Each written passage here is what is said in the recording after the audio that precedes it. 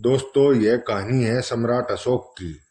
जब सम्राट अशोक ने कलिंग की लड़ाई जीत ली तो उसने अपना शिविर लगाया और सेनापति को बुलाकर पूछा, युद्ध बंदी कितने हैं। सेनापति ने जवाब दिया, युद्ध बंदी तो नहीं बचे, लेकिन हमने बहुत वीरता से युद्ध जीता है। अशोक ने कहा, युद्ध बंदियों को मेरे सामने लाया जाए। तभी एक सिपाही एक बूढ़े आदमी को लेकर आया और बोला, बस यही एक बचा है। अशोक ने पूछा, बाकी युद्ध बंदी क्यों नहीं बनाए गए। सेनापति बोला, सब लड़ते लड़ते मारे गए, यहाँ तक कि औरतों ने भी तलवार उठा ली, बच्चे बूढ़े सब लड़े।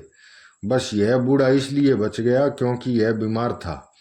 अशोक ने कहा, तो हमारी वीरता के सामने कोई टिक ही नहीं पाया।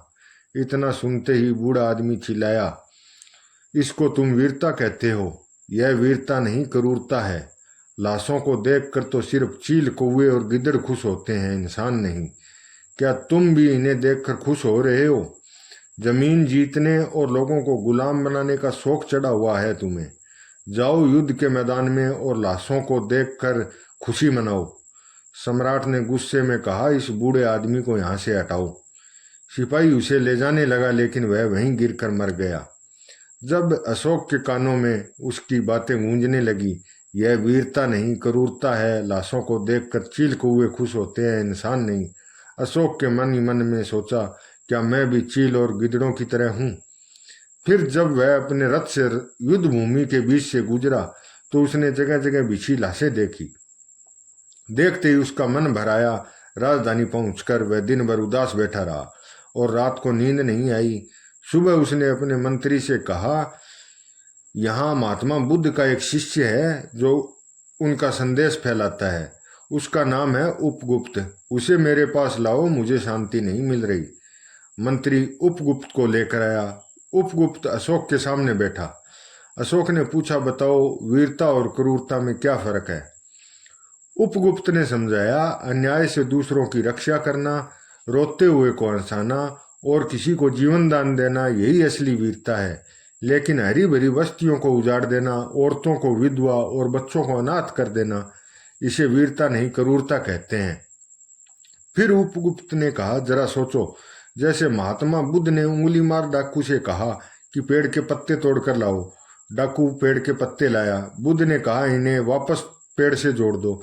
डाकू ने कहा, पत्ते तोड़ना आसान है लेकिन जोड़ना मुश्किल है। तब बुद्ध ने कहा, किसी की जिंदगी खत्म करना आसान है लेकिन जिंदगी देना आसान नहीं। जब तुम जिंदगी दे नहीं सकते तो उसे लेने का हक किसने दिया तुम्हें? उपगुप्त ने कहा, महात्मा बुद्ध की यही बात मैं तुम्हें बताना चाहता हूँ। किसी तितली के पंख नोचकर उसे खत्म कर देना क्रूरता है। हो सके तो संसार में फूल खिलाओ, उसे उजाड़ो मत। अशोक ने कहा, अब मैं फूल खिलाना चाहता हूँ, बाग लगाना चाहता हूँ, मुझे बताओ मैं क्या करूँ?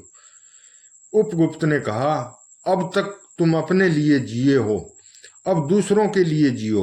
खुद शांति में रहो और दूसरों को शांति दो। देखना, शांति बांटने से कितनी शांति मिलती है, खुशियां बांटने से कितनी खुशियां मिलती है। दूसरों को ऊंचा उठाओ, तब देखना तुम कितने ऊंचे उठते हो। अशोक, अब अपनी जिंदगी का मकसद बदलो। अशोक ने उसी समय अपनी जिंदगी का मकसद बदलने का संकल्प लिया। उसने उपगुप्त से कहा, तुम मेरी जिंदगी बदल कर जा रहे हो। तुमने मुझे बाहर से तो कुछ नहीं दिया, लेकिन अंदर से एक नई सोच दी है। इस व्याकुलता को मैं हमेशा